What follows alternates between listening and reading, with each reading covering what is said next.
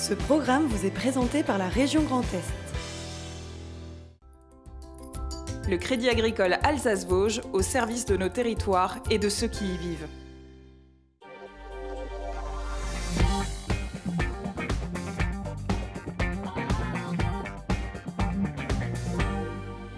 Madame, monsieur, bonsoir, bienvenue pour une heure d'actualité 100% Alsace, 100% régionale. Avec de la poésie tout à l'heure, on retrouvera la grande actrice Brigitte Fossé. Elle est en Alsace pour une lecture demain en l'église Saint-Guillaume pour la Passion du Verbe. Puis Justice, excellent film, une intime conviction. C'est signé d'Antoine Rimbaud qu'on recevra dans quelques minutes. Valérie Zago nous racontera notre histoire des terroirs en Alsace. Et on terminera évidemment cette émission avec Mathieu Chanvillard. L'humeur du jour, c'est tous les jeudis. Avant cela, le JT, Anna Britz.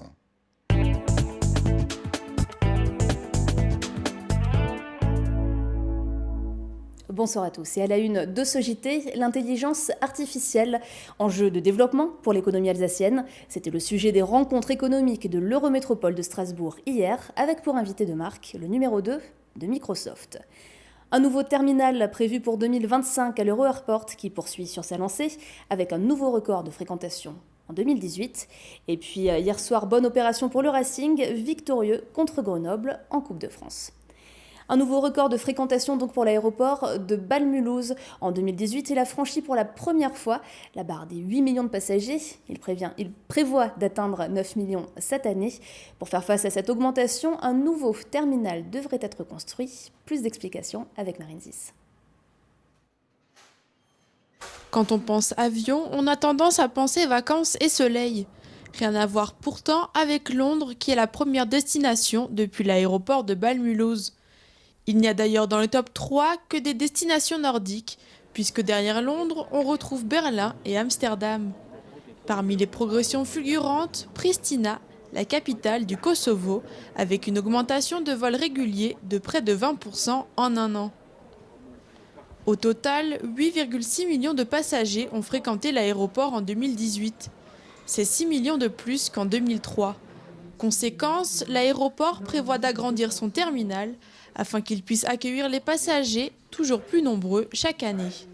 C'est un programme d'extension qui vise à agrandir l'aéroport d'environ 30%. Aujourd'hui, notre capacité fait à peu près 100 000 m². Nous prévoyons de passer à 130 000 m² tout en rénovant à l'intérieur à peu près 20 000 m². Le dernier grand investissement date des années 2000. C'est un process long qui s'étale sur 5-6 ans. Autre grand projet à plus long terme, celui de la liaison ferroviaire. 2 réseaux de trains régionaux s'arrêteront à l'aéroport, le S-Bahn de l'agglomération de Bâle et le TER de la région Grand Est. Ce projet-là n'a pas pour objet d'augmenter le trafic aérien. Son objet, c'est s'insérer dans un réseau de desserte de l'aéroport depuis Bâle jusqu'à Mulhouse. C'est deuxième sujet, améliorer la qualité et la sûreté pour arriver à l'aéroport. Finalement, c'est le confort pour le passager. En 2019, l'aéroport de Bâle prévoit d'accueillir encore davantage de voyageurs. La barre des 9 millions de passagers pourrait être atteinte d'ici fin d'année. Comment l'intelligence artificielle peut-elle dynamiser l'économie locale? Comment l'économie participe-t-elle de l'attractivité d'un territoire? Et inversement, comment un territoire peut-il se rendre attractif pour les entreprises? Autant de questions au cœur des désormais traditionnelles rencontres économiques de l'Eurométropole de Strasbourg. Elle se tenait hier soir avec pour invité d'honneur le numéro 2 de Microsoft, Cécile Motz et Camille Roland.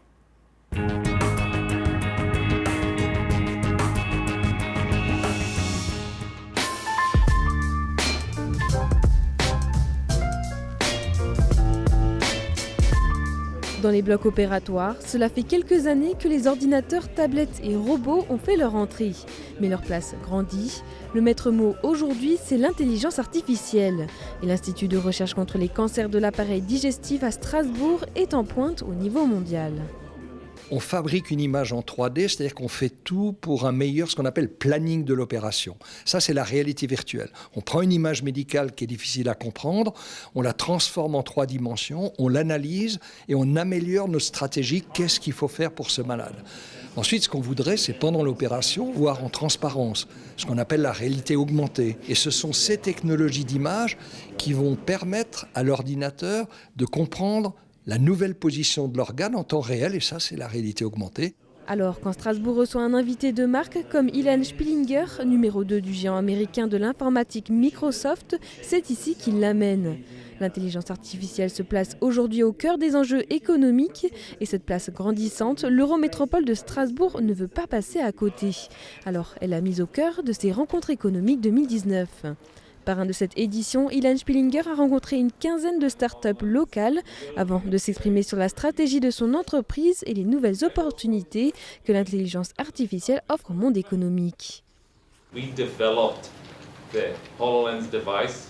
We launched it 2.5 years ago. We've been deeply engaged with corporations, with institutes that show interest in HoloLens, like the local IRCAD, the local university and other activities.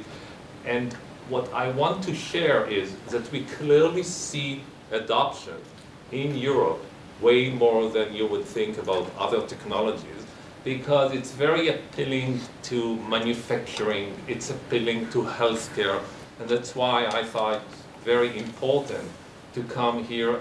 Des conseils et une vision écoutée de près par les 1900 chercheurs, élus, entrepreneurs et universitaires réunis au Palais des Congrès pour la soirée. Ce temps de rencontre est ainsi l'occasion de réunir des univers différents pour trouver des partenariats, poser des questions ou encore trouver des solutions. Avec pour tous un même objectif, renforcer les synergies pour rendre le territoire toujours plus attractif. Alors, ces rencontres économiques, c'est d'abord l'opportunité qu'on a entre la collectivité, l'Eurométropole, l'université et la CCI pour le monde de l'entreprise, de parler de projets, de parler d'actions que nous menons pour permettre à notre territoire, je dirais, d'être plus dynamique et à nos entreprises de bénéficier et de contribuer aussi à cette dynamique. On le fait rayonner en attirant, en faisant tout pour attirer de grandes entreprises internationales, des sièges mondiaux, des sièges nationaux. Je crois que ça c'est un peu pour le côté exemplarité, mais également en travaillant sur une université qui se développe encore, parce que quand même la première université d'Europe, c'est important. En montrant aussi que c'est un territoire transfrontalier qui permet aussi d'avoir des relations privilégiées avec nos pays voisins, donc ça c'est important. Et puis c'est ensuite de permettre aussi à nos entreprises d'échanger entre elles. Je crois que l'effet réseau est très important et chaque échange enrichit chaque partie prenante et permet ensuite des développements. Ces rencontres prennent chaque année une importance toujours plus stratégique pour l'Eurométropole de Strasbourg. Pour les élus, il s'agit de faire connaître le potentiel du territoire et de le faire rayonner à l'international dans une dynamique gagnant-gagnant. Si des entreprises comme Microsoft font un peu leur marché en quelque sorte, en disant si vous avez du talent, vous pouvez venir chez nous. Et nous disons, si vous avez du talent, vous pouvez aussi venir enseigner à l'université de Strasbourg, qui est une très grande université. Et si vous avez du talent, vous pouvez aussi intégrer des entreprises qui sont très performantes dans notre territoire. Et donc, on voit bien qu'on a besoin de poser les curseurs, mais en tout cas, de dire à celles et ceux qui l'ignoreraient que nous avons ici beaucoup de talent et beaucoup de réussite. Et qu'il faut impérativement conforter cette situation. L'Eurométropole de Strasbourg affiche 14 trimestres de progression nette d'emploi, ce qui représente environ 11 000 créations d'emplois. Près de 5 000 entreprises ont été créées sur le territoire en 2017, des indicateurs de dynamisme économique, mais il reste encore du chemin pour faire de ce territoire une place forte de l'économie de demain.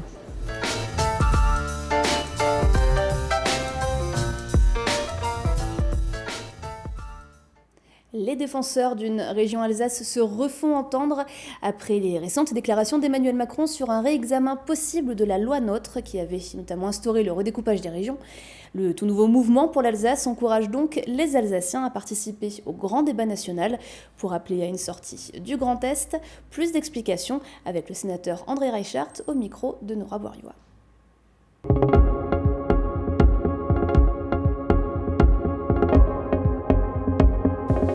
Moi, je suis prêt à réouvrir la noix nôtre. Je crois qu'on a besoin de remettre de la responsabilité au plus près du terrain, de remettre du contact, de la clarté et du sens dans nos décisions, a déclaré le président de la République mardi soir en lançant le grand débat national. C'est une chance selon le mouvement pour l'Alsace présidé par le sénateur André Reichart.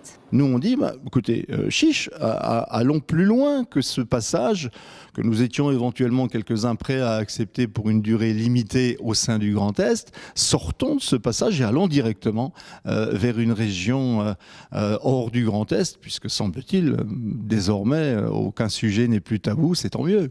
Pour profiter de cet engagement du président de la République, le mouvement pour l'Alsace demande aux Alsaciens d'exprimer leur volonté de sortir du Grand Est dans les cahiers de doléances mis à disposition dans les mairies. 2 sondages successifs réalisés à peine 9 mois d'intervalle ont montré que les Alsaciens avaient à 83% d'une part, 84% d'autre part, demandé la sortie de l'Alsace du Grand Est.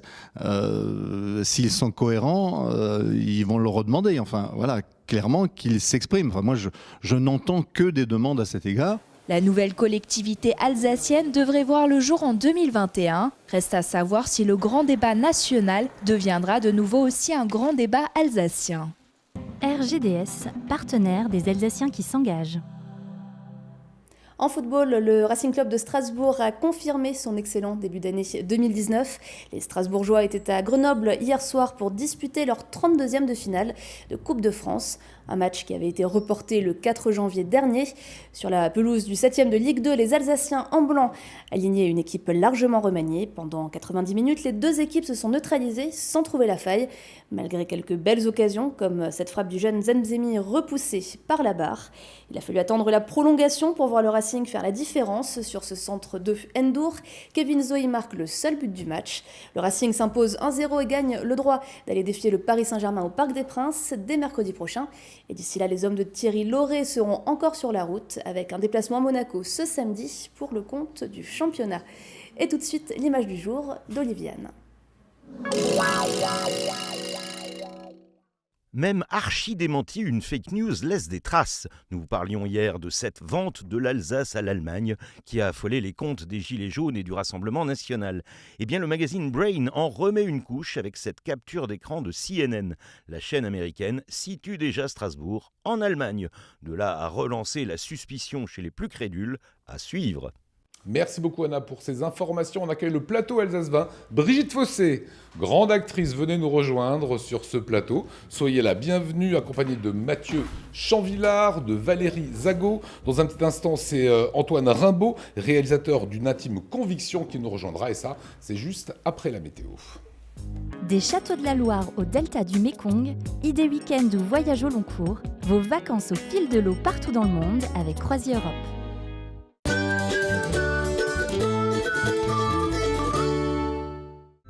Bonjour à tous et bienvenue sur Alsace 20. C'est une fin de semaine bien sympathique puisque le soleil sera présent avec certes des passages nuageux mais rien de méchant. Les valeurs matinales, attention il fera froid, 0 degré si vous êtes à Karlsruhe, moins 1 degré partout en Alsace ainsi que du centre jusqu'au sud de la région du Bade-Wurtemberg et moins 2 degrés à Bâle. L'après-midi, eh bien des passages nuageux, des éclaircies absolument partout et les valeurs quant à elles grimperont pas beaucoup puisqu'il fera seulement 3 degrés en Alsace et aux frontières rhénanes. Votre début de week-end, eh bien cette fois-ci le soleil sera beaucoup plus généreux et les valeurs iront entre 2 et 4 degrés. En ce vendredi, nous célébrons les Prisca. Bonne fête à toutes. Le soleil se lèvera à 8h14 pour nous dire au revoir à 17h08. Je vous souhaite un excellent moment sur Alsace 20 et à demain.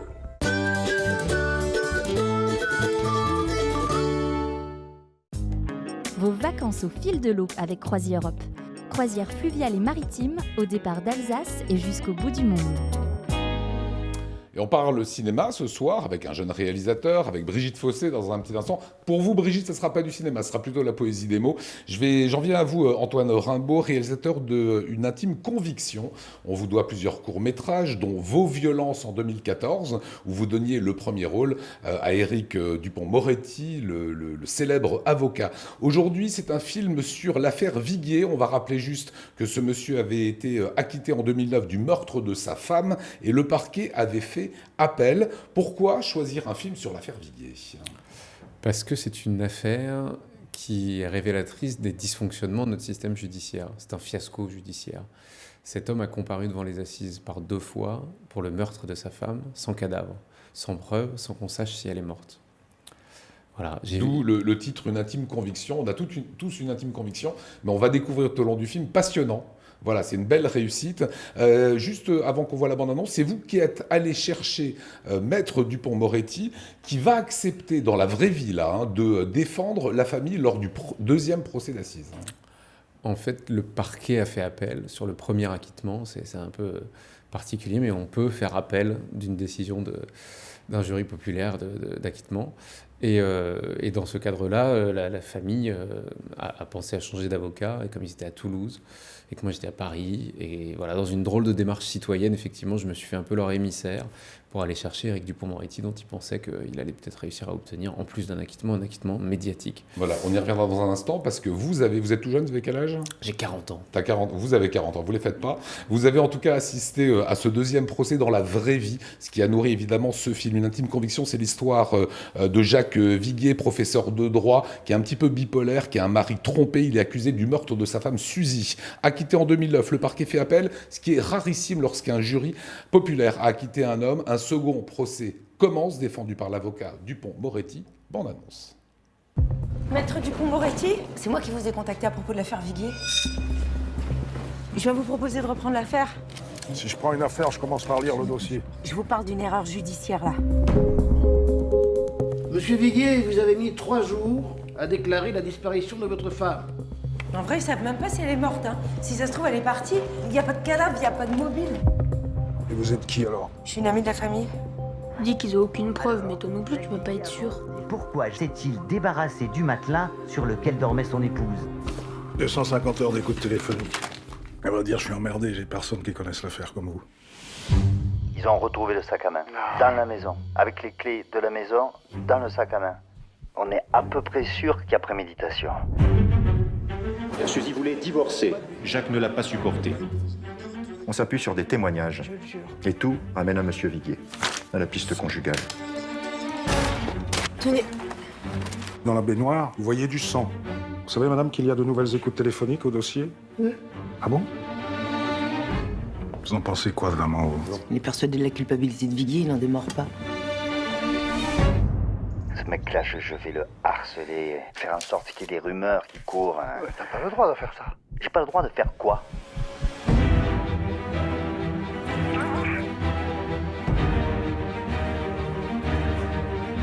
Pas le droit d'intervenir dans ce ménage. Alors? Vous m'avez menti, je peux plus vous faire confiance. Si je vous l'avais dit, vous m'auriez pas confié les écoutes. Faites-moi confiance une dernière fois.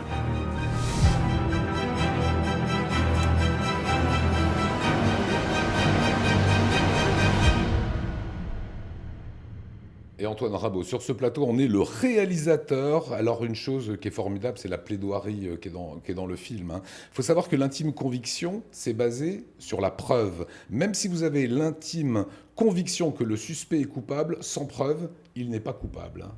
Mais malheureusement, le doute ne bénéficie pas toujours à l'accusé. C'est le principe cardinal de notre justice. Mais ce n'est pas toujours le cas. Moi qui ai suivi Éric Dupond-Moretti plusieurs fois, il a obtenu énormément d'acquittements, mais il a aussi plaidé des acquittements pour voir partir son client sans preuve, condamné à 20 ans, 30 ans. Ça arrive souvent. Le film essaie de réinterroger ce principe-là. Qu'est-ce que c'est que l'intime conviction? Qu'est-ce que c'est que le doute? Qu'est-ce que c'est que la vérité judiciaire? Qu'est-ce que c'est que la justice? C'est quoi alors l'intime conviction? C'est un sentiment, c'est un sentiment qui s'impose à soi quand on est juré au fur et à mesure du procès? Moi, j'ai pas de réponse claire là-dessus, personne n'en a. Le film essaye d'interroger cette notion et appréhende cette affaire dont on n'a rien osé inventer, on n'a rien touché, de tout ce que vous voyez dit au procès, etc. Tout est dans le dossier, tout est sourcé.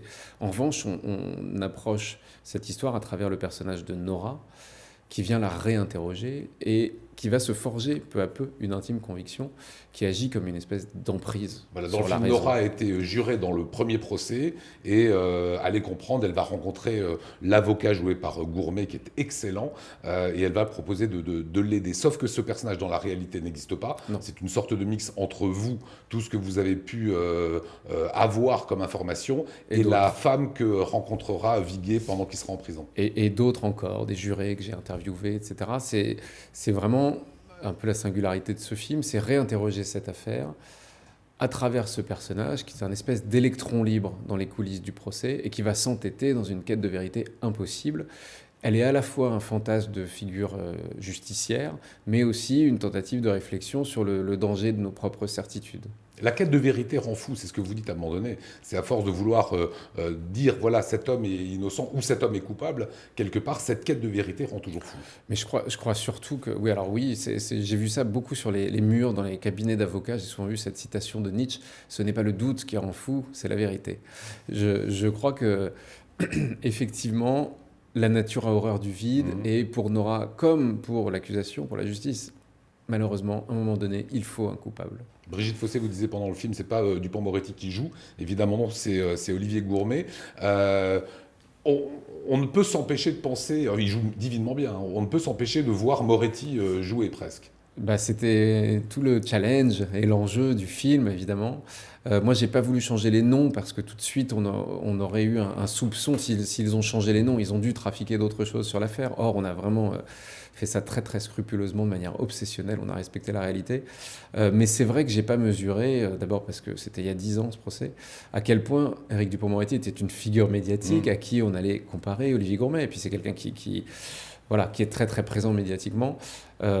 Quand on est dans l'imitation, on n'y arrive jamais. Donc j'ai laissé toute la place possible à Olivier Gourmet pour faire une proposition d'un Éric Dupond-Moretti de cinéma. Et c'est un Éric Dupond-Moretti de cinéma, puisqu'il dialogue avec un personnage de fiction. J'ai essayé, un peu comme dans le court-métrage dans lequel je l'avais fait jouer, d'imaginer des situations et de le confronter à un personnage et d'imaginer comment il réagirait lui-même. Donc le film déploie la fiction sur le personnage de Nora joué par Marina Foïs et sur sa relation et l'évolution de sa relation à Éric Dupond-Moretti. Est-ce que c'est un film, c'est pas du tout un thriller dans la forme qu'on entend? Quand même. Oui, quand même. Non, j'ai pris beaucoup de plaisir. Je dirais que c'est un vrai film judiciaire.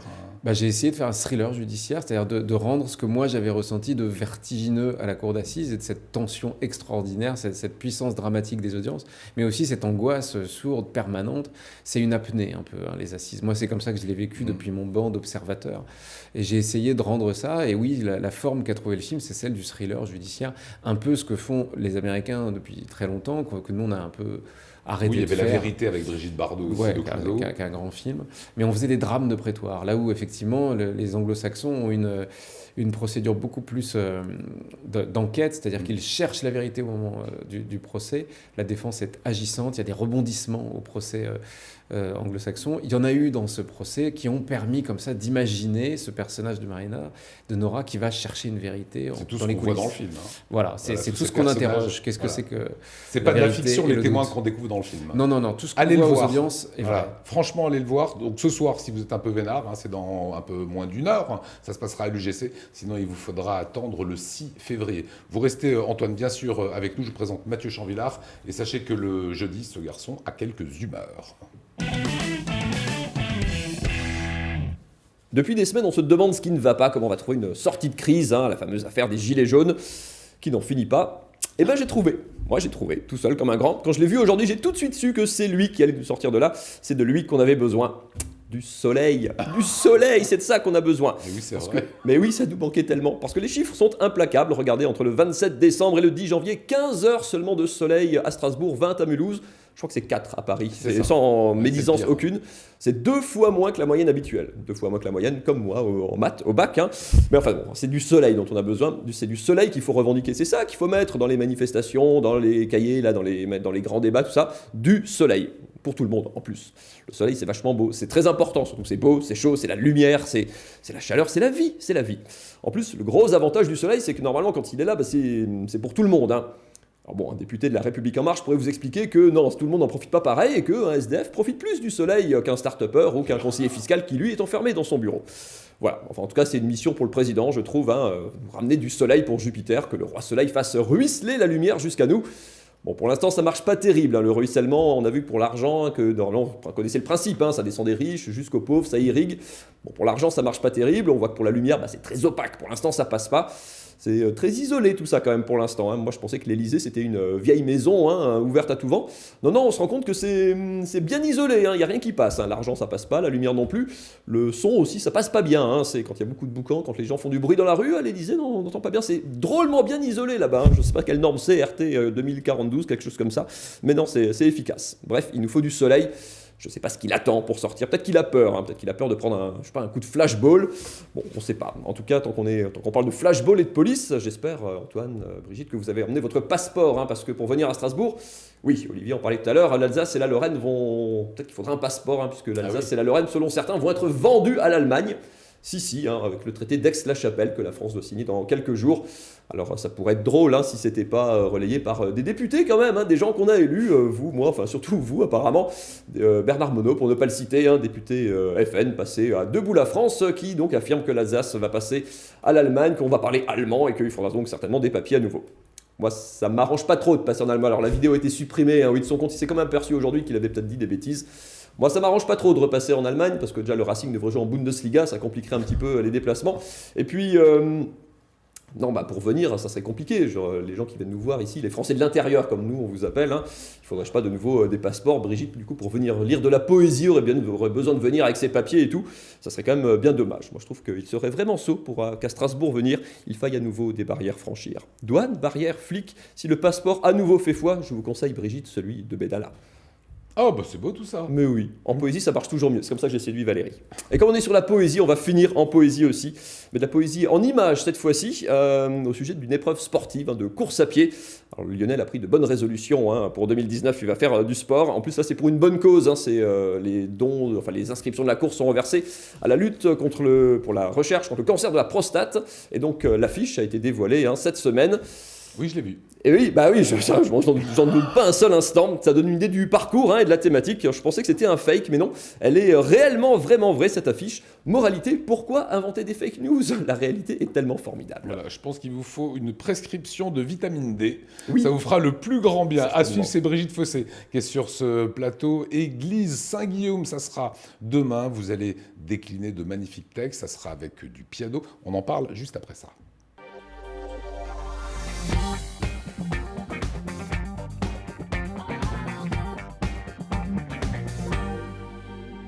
Et c'est une grande dame du cinéma et du théâtre qu'on reçoit ce soir. Brigitte Fossé, comment allez-vous ? Très bien. Moi, je me suis amusé à chanter Jeux interdits.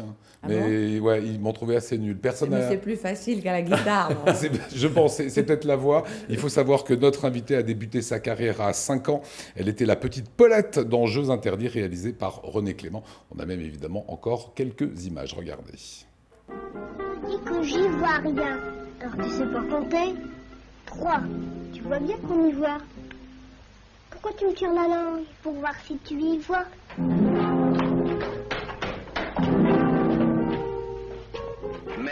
Voilà. Est-ce que vous avez, Brigitte Fossé, quelques années plus tard, est-ce que vous avez des souvenirs, Brigitte, de cette période-là ? Quand on tourne si jeune à 5 ans, il en reste quelque chose ou pas du tout ? Oui, il me reste tout de mon enfance, mais encore même beaucoup plus tôt. J'ai beaucoup de souvenirs de sensations d'enfant, même bébé, je me souviens. Mais de tourner avec Clément, qu'on dise action, moteur, moi, etc. je me souviens de tout.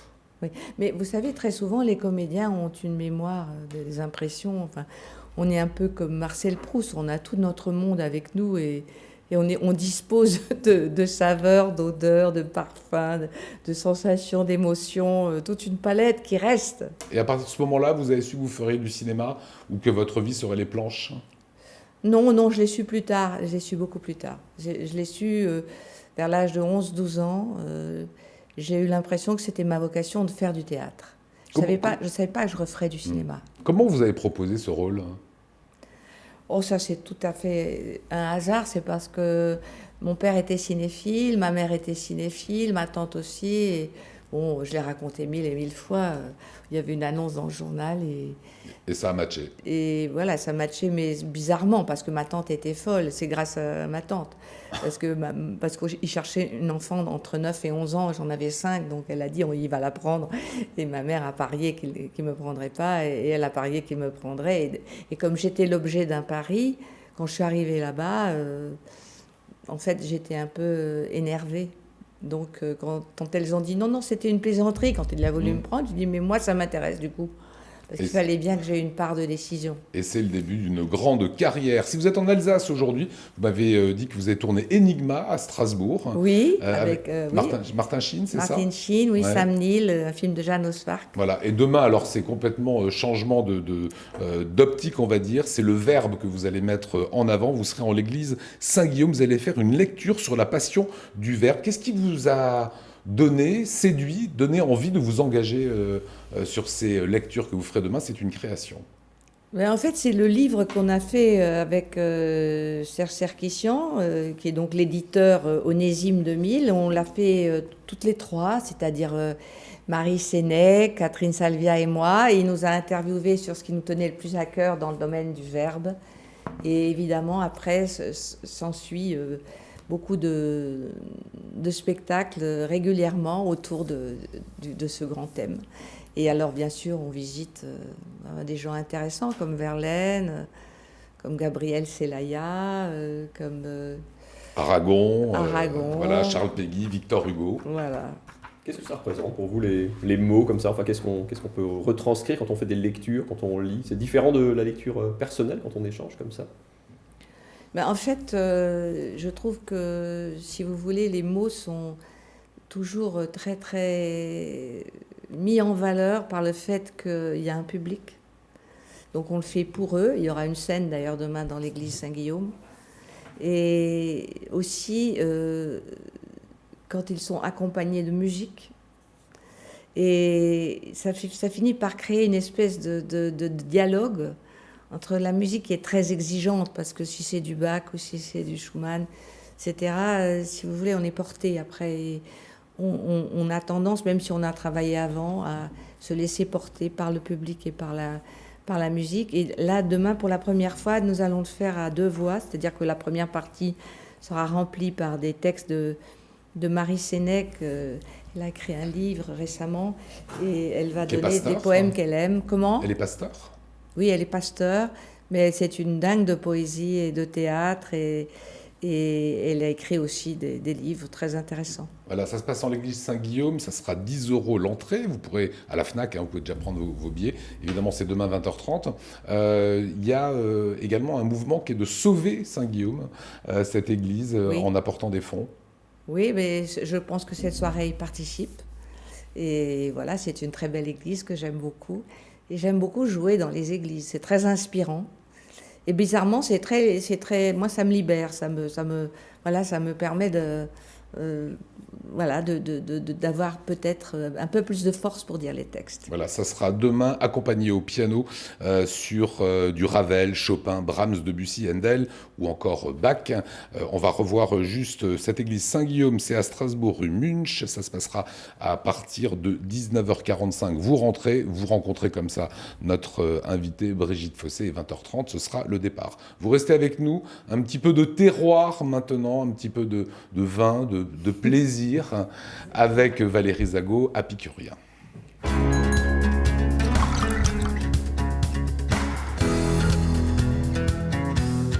Au sommaire, Grand Cru Finsberg, le domaine Susselin, un petit livre passionnant et pour finir, mon coup de cœur, un Cornas. Eh bien justement, vous allez faire visiter l'Alsace avec Orgevire, c'est ce que vous avez choisi ce soir. Oui, alors on va sur la commune d'Orgevire pour le Grand Cru Finsberg. Effectivement, c'est un grand cru de 28 hectares, un petit grand cru en surface. Il sur une pente sud-sud-est en termes d'exposition. Et il porte un nom qui signifie la montagne de la Pentecôte. Et c'est le seul grand cru qui a une signification plutôt orientée religieuse. Exactement, voilà, on reste dans le sacré. Particularité climatique également ? Alors, c'est un grand cru, effectivement, qui bénéficie d'une situation privilégiée parce qu'il est protégé de la colline du Bottenberg et également du massif vosgien, du coup, une faible pluviométrie, mais pas seulement. Il est également classé parmi les terroirs calcairo-graisseux et du coup, il y en a peu en Alsace, c'est plutôt assez rare. Il y en a 2 autres, qui sont le Zinckhofflé et le Geisberg. On voit les images là, justement de ce terroir. Qu'est-ce qu'on peut dire des sols? Alors les sols sont des sols qui sont plutôt profonds, qui ont une bonne perméabilité, avec de la légèreté, mais ils sont surtout drainants parce qu'ils ont une forte proportion de sable et de grès. Donc du coup, vous avez une bonne régularisation de la pluviométrie lorsqu'il y a des années humides. Et lorsqu'il y a des années chaudes? Alors lorsqu'il y a des années chaudes, c'est un autre paramètre qui va amener de la fraîcheur parce qu'au sommet de ce grand cru, il y a une forêt qui est très dense. Mais l'autre particularité de ce grand cru, c'est également d'avoir en sous-sol de nombreuses sources. Et ça influe sur le vin. Sur la fraîcheur lorsqu'il y a des millésimes qui sont relativement chauds. Et sur le vin, qu'est-ce que vous pouvez nous dire? Alors sur les vins, les Riesling, eux, ont une homogénéité remarquable. On est vraiment sur des vins avec une bonne vivacité. Minéralité? Non, peu finalement sur ce grand cru, notamment très peu perceptible sur la jeunesse. Vous avez effectivement, même en prenant de l'âge, c'est pas un grand cru qui a une bonne minéralité. Il est plutôt floral, il va prendre des notes également de citronnelle et quelquefois un peu muscaté. Sur les Pinot Gris, c'est plutôt des vins qui ont une bonne amplitude, qui sont généreux, toujours avec une bonne complexité, mais également une acidité qui est plutôt souple. Et les Gewürztraminer, ils sont peu épicés sur ce grand cru, mais par contre, ils sont plutôt florales et même sur des fruits exotiques comme l'ananas. Qu'est-ce que vous nous conseillez comme grand cru? Comme domaine. Ouais. Alors le domaine, c'est plutôt le domaine Zuslin, qui est un domaine familial, 13e génération. On a rencontré Jean-Paul Zuslin, on regarde. Quand je déguste un Finsberg, notamment un Riesling, on va avoir tout de suite des notes très fraîches, exotiques au nez, qu'on va retrouver en bouche, avec un côté salin qui va faire saliver et donner de la longueur en bouche. Alors pour moi, le plus beau millésime ces dernières années, ça va être 2015, pour sa richesse aromatique, sa fraîcheur et sa complexité. Le Finsberg a vraiment ce côté particulier d'être à l'abri du grand ballon. Donc on a une précipitation qui est assez faible sur la commune d'Orschwir. Mais du fait qu'il y ait beaucoup de forêts à l'arrière du Finsberg, on va avoir une alimentation hydrique continuelle toute la saison, ce qui va vraiment donner un côté particulier à ce terroir-là, quoi. Donc on a une humidité et puis une fraîcheur continuelle qu'on va retrouver dans le vin. Et puis ça va donner une très grande régularité à ce terroir au fil des années. Eh ben, ça donne envie. Le coup de cœur épicurien de la semaine, Valérie? Alors, mon coup de cœur, c'est direction la vallée du Rhône Nord. On est sur l'appellation Cornas, petite appellation de la vallée du Rhône, mais très, très grand vin. Ouais. 100% Syrah. Le domaine, c'est Xavier Mourier. La cuvée, c'est La Lausière. On est sur 2014. Une robe très sombre, presque noire. Le nez est très expressif, très dense, sur du cuir, du musc, un côté cuir musqué, réglissé, mentholé, également légèrement truffé. La bouche, elle est dense, elle est généreuse, elle est complexe. C'est un vin qui est très racé, qui est également dans la même perspective que le nez. Un très joli Cornas, certainement le meilleur rapport qualité-prix que j'ai pu déguster sur le millésime. Vraiment une bouteille à avoir pour les amateurs de Syrah. Très joli potentiel de garde. Les tanins sont encore un peu astringents. Il faut attendre encore 5 ans avant que vraiment la matière puisse être agréable à déguster. Et potentiel de garde, 30 ans sans aucun problème. Très jolie cuvée. C'est une bouteille que l'on achète à 39 €. 39 €. C'est donc déjà des très beaux vins, des très beaux vins, mais rapport qualité-prix indéniable sur l'appellation Cornas. Voilà, tout ça, vous retrouvez bien sûr sur Apicurien. On rappelle à Antoine, tout jeune réalisateur, que l'abus d'alcool est dangereux pour la santé, à consommer avec modération. Allez, on va se prendre une petite minute avant que je vous libère. Vous allez partir à l'UGC Cinécité présenter votre film. Vous êtes un vrai passionné par la justice. La justice, c'est une matière cinématographique pour vous? Ça en a été une, en tout cas, sur ce film, ça c'est sûr. J'ai été absolument estomaqué de ma découverte de la justice de mon pays. Je suis vraiment tombé du banc, voilà, en découvrant que encore une fois, je connaissais bien mieux l'imaginaire anglo-saxon à travers les films de procès, etc. Je pense que pour le prochain, je vais un peu mettre ça de côté. Voilà, je vais peut-être travailler encore sur du réel parce que ça m'intéresse beaucoup.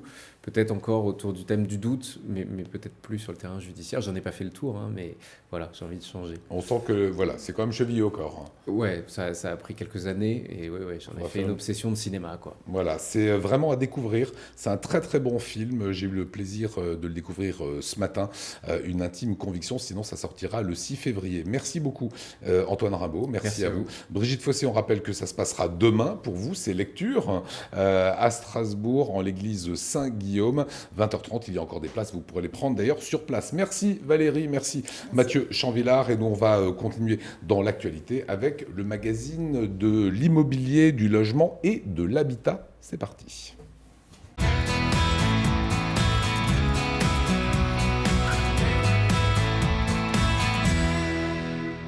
Bonsoir à tous, bienvenue pour une nouvelle édition de votre magazine du logement et de l'habitat en partenariat avec la Société immobilière du Bas-Rhin.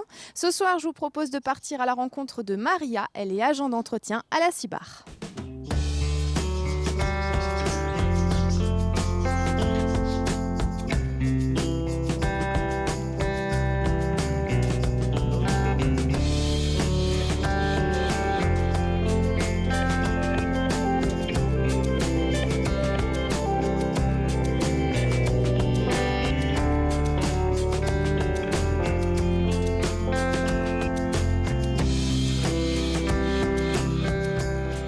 Maintenant avec Maria, nous sommes à Schiltigheim dans une résidence sociale. Bonjour Maria. Bonjour. Alors on fait votre petit portrait aujourd'hui. Vous vous occupez de l'entretien en fait à la CIBAR, c'est ça? Oui.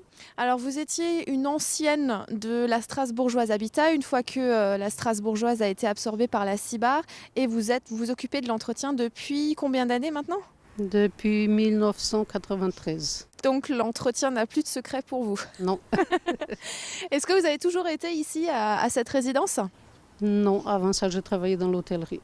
D'accord. Un hôtel qui n'existe plus. Ok. Qui est l'Hermann à Strasbourg. Ça s'appelait Hôtel Union.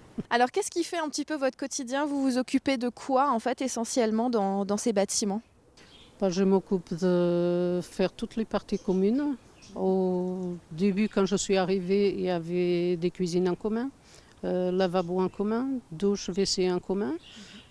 Jusqu'à ce que ça soit changé en studio individuel. D'accord. Et maintenant, je fais tout ce qui est les parties communes, les couloirs, d'un côté et de l'autre, les entrées, sorties de score, quelquefois sortir toutes les petites poubelles. Et aider des fois au lavage des grandes poubelles aussi. Vous vous occupez aussi de toute la partie lingerie, c'est ça? Donc comment est-ce que ça se passe? En fait, les gens viennent vous rapporter des draps. Est-ce que c'est vous qui leur donnez des draps frais? Comment ça se passe? C'est les gens qui descendent à la lingerie.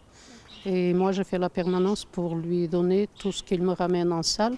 Je lui redonne en propre et ensuite on envoie le salle au pressing. Et quels sont les profils en fait que vous accueillez ici? Vous parliez de migrants à l'époque, c'est ça? Maintenant, ça a un peu changé? C'était un foyer pour travailleurs immigrés qui étaient à la base... qui travaillait pour les forges de Strasbourg. Et depuis que les forges n'existent plus, les salariés sont restés. Donc il y a pas mal de personnes âgées. Mais depuis que ça a été modifié en studio individuel, il y a un peu de tout. Il y a des hommes, des femmes, des jeunes, des moins jeunes. C'est tout un mélange. Et donc, qu'est-ce qui fait un petit peu votre quotidien? Parce que vous disiez tout à l'heure que vous nettoyez les parties communes et autres.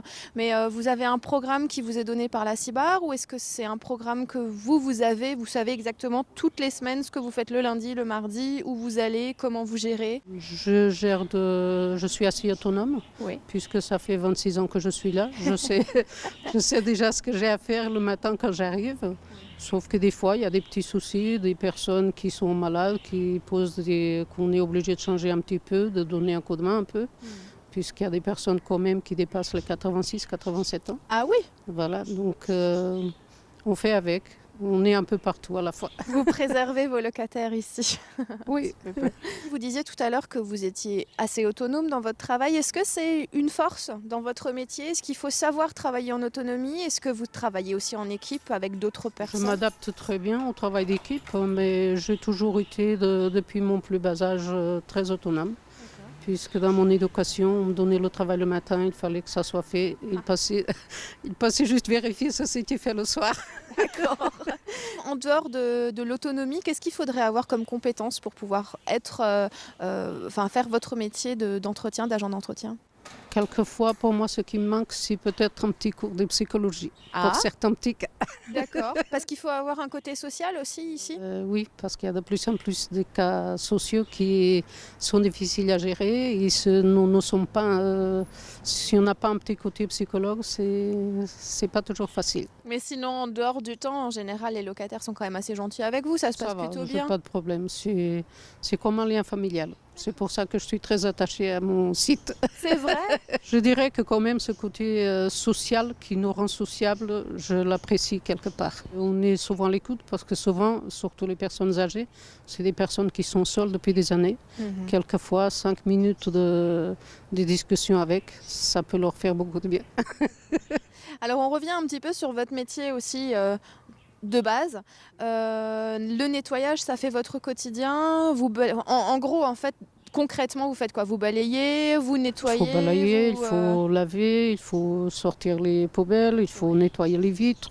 C'est tout comme vous faites chez vous, vous faites ici. Voilà. Alors du coup, qu'est-ce que vous allez faire maintenant? Dites-nous un petit peu votre programme de la journée. Qu'est-ce que vous allez continuer à faire? Disons que ce matin, quand j'arrive, j'ouvre les bureaux, je nettoie les bureaux. Ensuite, je commence par les couloirs.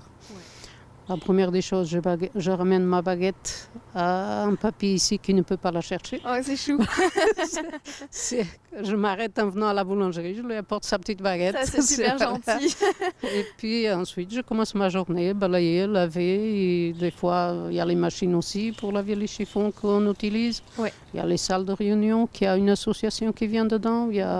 Voilà, je fais tout comme je fais chez moi. À 16h15, quand je termine, j'enfile ma veste et je m'en vais. Et vous rentrez à la maison tranquillement. Recommencer à la maison. Oh là là, encore faire du ménage à la maison, bah dites donc ma pauvre. Il faut bien faire chez soi aussi. C'est vrai. Bon, en tout cas, merci d'avoir été sympathique avec moi et de nous avoir proposé de partager un petit peu votre métier. Ça a été très sympa. C'est bien de s'intéresser au métier de chacun. Parfait, merci beaucoup. Quant à nous, on se retrouve la semaine prochaine pour une nouvelle édition de notre magazine de la Société immobilière du Bas-Rhin. Merci de nous avoir suivis et à très bientôt. Bonne soirée.